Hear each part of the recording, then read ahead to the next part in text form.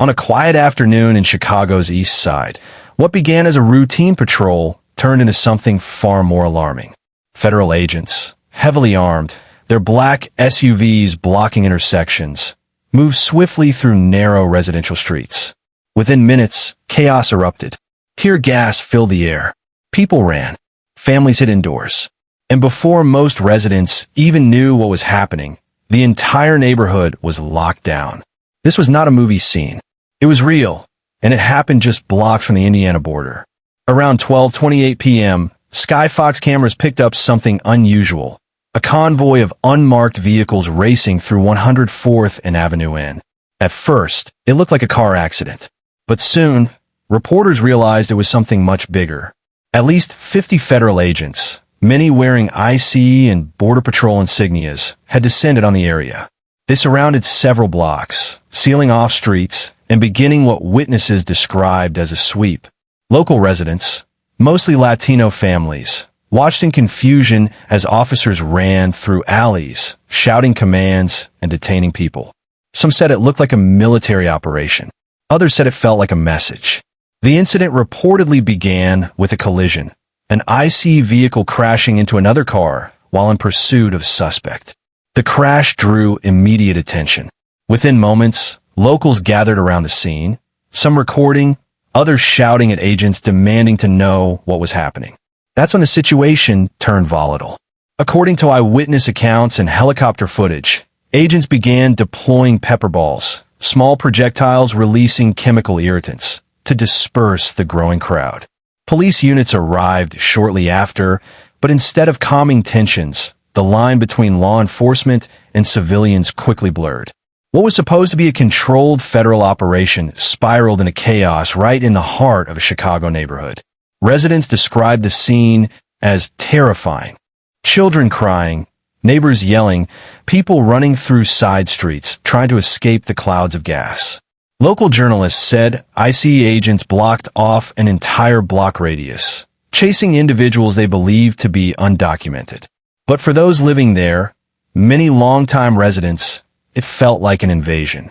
The confrontation drew in Chicago police officers, though under sanctuary city laws, they were not permitted to participate in ICE enforcement actions. Still, their presence added to the confusion. Were they there to assist ICE or to keep the peace? No one seemed to know. After roughly an hour, the agents began pulling back. Their black SUVs left the neighborhood one by one. The tear gas began to clear. What remained were the signs of confrontation, debris on the streets, shattered glass, and the lingering smell of chemicals in the air. Residents gathered in disbelief, replaying the moment on their phones, asking the same question over and over again. Why here? Why now? Within minutes of the first pepper balls being fired, the streets of Chicago's East Side transformed into a protest zone. Videos from the scene showed residents shouting at federal agents, some yelling, "This is our neighborhood." Others demanding to know why ICE was there at all. As the crowd grew, agents formed lines, pushing back protesters with shields and gas launchers. Thick white smoke filled the air. Helicopters hovered overhead, and chaos, once confined to a single block, began spilling out across the neighborhood. Witnesses say there were no clear warnings before the pepper balls were fired, a possible violation of federal policy. A judge had ruled just days earlier that tear gas and pepper spray could not be used against peaceful protesters or journalists. But in this case, it happened anyway. Federal agents argued that protesters were obstructing their operation, claiming they feared for safety as the crowd surged closer. Activists on the ground, however, told a very different story. They say families, bystanders, and even children were caught in the chemical clouds. One local resident told reporters, "They didn't care who was out there. They just fired. I had my baby with me, and we couldn't breathe." The Chicago Police Department eventually arrived on scene. But under sanctuary city laws, local officers are forbidden from assisting ICE in immigration enforcement unless a federal judge signs a warrant. So what were they doing there? According to CPD officials, they were merely ensuring public safety, keeping crowds from clashing with agents. But their presence only added to the confusion. Neighbors accused them of helping ICE. Activists demanded answers. One journalist described the scene as a standoff between the city and the feds, with residents caught in the middle. As word spread, hundreds of residents began to gather around the perimeter, some in tears, others chanting in anger. Many on Chicago's east side are Latino families, including undocumented immigrants and asylum seekers who came to the U.S. seeking safety. For them, the sight of federal agents storming their streets brought back memories of raids, deportations, and years of fear.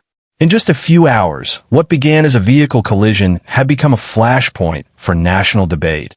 Immigration policy, federal authority, and the limits of local sanctuary laws.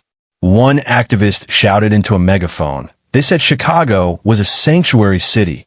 But sanctuary for who? Because right now it's not for us. By early evening, the story had gone viral. Clips from the scene, people running, coughing, shouting, flooded social media. The hashtags #ChicagoRaid and #IC on our neighborhoods trended nationwide. Local newsrooms scrambled to verify what had happened. Fox 32 Chicago confirmed that around 50 federal agents have been involved and that several individuals were detained, though the exact number remains unclear. Meanwhile, journalists began digging deeper. Who ordered the operation? Why was ICE in a declared ICE-free zone, a city where federal immigration raids are supposedly prohibited without local notification? And most importantly, who were they after? No one seemed to have a clear answer. By the next day, Chicago's east side was on edge. Community leaders gathered outside Alderman Peter Chico's office demanding explanations. Some called for an investigation. Others demanded accountability from both ICE and city officials. Residents began printing ICE-free zone signs, placing them on lawns, fences, and storefronts, a symbolic act of defiance. The message was clear: we do not welcome raids here. But as one local reporter noted, that may not stop federal agents. Because as long as ICE claims jurisdiction, sanctuary protections are only as strong as the city's willingness to enforce them. The raid on Chicago's east side wasn't an isolated event. It was part of a much larger federal operation known as Operation Midway Blitz, a campaign designed to send a message and to test the limits of sanctuary cities across America. In the hours after the raid, federal officials released a short statement, confirming that the operation was part of a coordinated campaign called Operation Midway Blitz. According to Homeland Security, the goal was to detain individuals with prior deportation orders and criminal convictions. But when the numbers came out, the story didn't quite match the narrative. Of the roughly 1,500 people detained under Operation Midway Blitz nationwide, the majority had no criminal records. Many were simply undocumented residents caught in the wrong place at the wrong time. The data revealed something more: that ICE's focus had expanded beyond its stated mission of targeting the worst of the worst. Instead, entire neighborhoods were being swept up in the dragnet. Inside Chicago, the political response was swift. Local officials condemned the operation, arguing that federal agents had violated the city's sanctuary protections. Under Chicago law, police cannot cooperate with ICE unless the agency presents a warrant signed by a federal judge. But ICE rarely seeks such warrants. They argue that immigration enforcement falls under civil jurisdiction, not criminal law, a loophole that allows them to bypass city restrictions altogether. This legal gray area has long been at the center of the standoff between federal power and local control. To ICE, sanctuary cities are obstacles, places where undocumented immigrants can hide from enforcement. To city leaders, they are a shield, protecting residents from what they see as intimidation and overreach. The clash between these two views has created an ongoing, invisible battle across America. What happened in Chicago's east side was just the latest chapter in that struggle. From Los Angeles to New York, from Houston to Philadelphia, similar stories have played out. Federal raids conducted without notice, agents operating in neighborhoods declared ICE free, families torn apart in the middle of the night. Supporters of the raids argue that immigration law must be enforced uniformly, that sanctuary cities create chaos and allow dangerous criminals to slip through the cracks. But critics say the opposite, that ICE's tactics are indiscriminate, eroding trust between law enforcement and immigrant communities. In interviews following the raid, Chicago residents spoke about that fear. Some said they no longer felt safe walking outside. Others said they worried ICE would come back, not for criminals, but for anyone who looked like them. The tension was not just about legality. It was about belonging, about who truly has a right to call America home. Meanwhile, on social media, the footage from Chicago sparked nationwide outrage. Civil rights groups demanded investigations. Immigration lawyers offered free aid to anyone detained. Activists called on Congress to clarify the limits of federal enforcement in sanctuary jurisdictions. But behind the public statements and outrage, one thing became clear. The raids were never just about arrests.